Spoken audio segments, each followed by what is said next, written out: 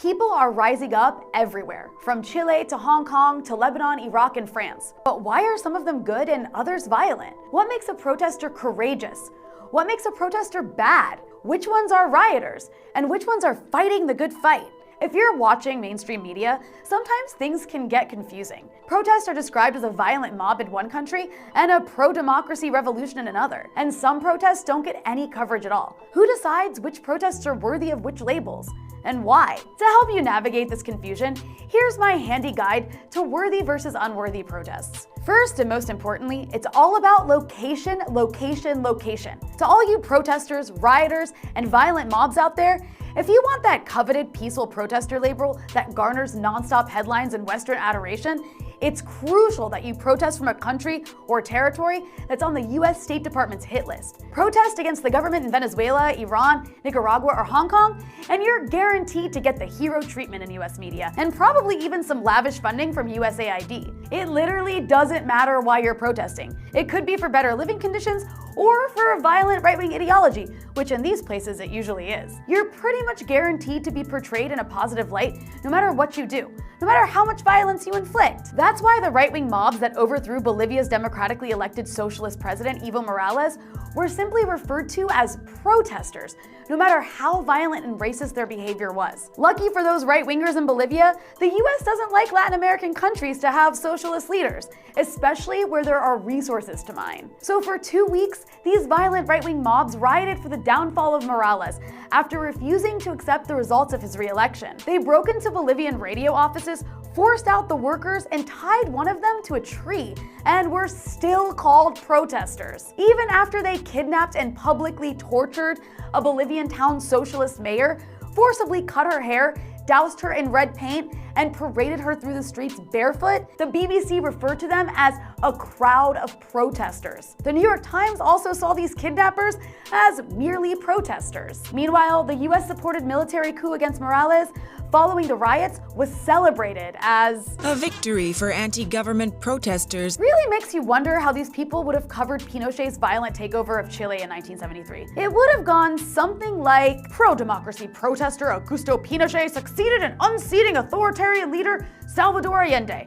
It's a bright future for the Chilean people under this new democratic order. Right-wing mobs in Venezuela that have literally lynched people get the same royal treatment in Western media, in lockstep with the US government's operation to overthrow Maduro. The same goes for protests in Hong Kong, where the US is funding a violent anti-China separatist movement that regularly beats up those who disagree with them, often flagrantly on film. They recently lit a man on fire. And how does the media describe these people? Pro-democracy and anti-government activists.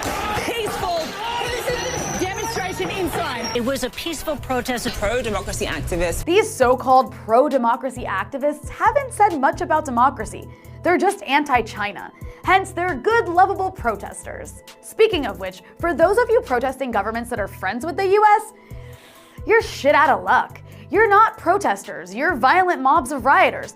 Or your protests are treated like they don't exist. In Chile, there were massive demonstrations in the streets against the austerity measures of Chilean President Sebastián Piñera, who sent in tanks to quell them. Security forces were blinding, torturing, and killing protesters. But Piñera is an ally of the US government and corporate interests. So unlike the demonstrators in Bolivia or Venezuela or Hong Kong, the protesters in Chile aren't protesting, they're... Rioting continued in spite of a curfew imposed for a second consecutive night. Looting and riots have spread across the country. The US government, for its part, blamed Russian meddling for stoking the protests in Chile, while praising the violent coup by their allies in Bolivia as a win for democracy. Kinda makes terms like protester and democracy meaningless, huh? Or how about the protests in Honduras against the US-supported government whose neoliberal regime has impoverished the country and encouraged the violent pillaging of its natural resources to the detriment of indigenous communities. But these aren't protesters, they're... An angry mob faces off with Honduran security forces. The same goes for protests against austerity in Ecuador,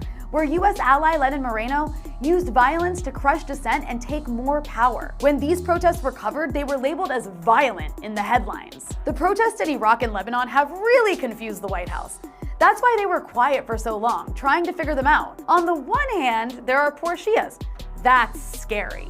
On the other hand, there are DJs, liberal activists, and anti-Hezbollah protesters, getting Washington and the media excited. And Iraqi Shias have even targeted the Iranian consulate in their rage against the entire system. That gets Washington really excited. Where do weapons fit into all of this? In some places, you can still be a protester even if you're armed and fascist, as long as you're agitating against the government in one of America's shitless countries. Like those peaceful pro-democracy rebels in Syria and Libya that turned into Al-Qaeda and ISIS. They got called protesters even after they shot at people. Then they graduated to freedom fighters and cute rebels. So cute, right? But Palestinians, forget about it. You can't even carry a rock, or you're a terrorist. And definitely don't approach any fences, or you'll get shot and the international media will lose interest even as the body count rises into the hundreds. You see, protests are worthy or unworthy based solely on how they impact US geostrategic interests. So protest accordingly. Good luck.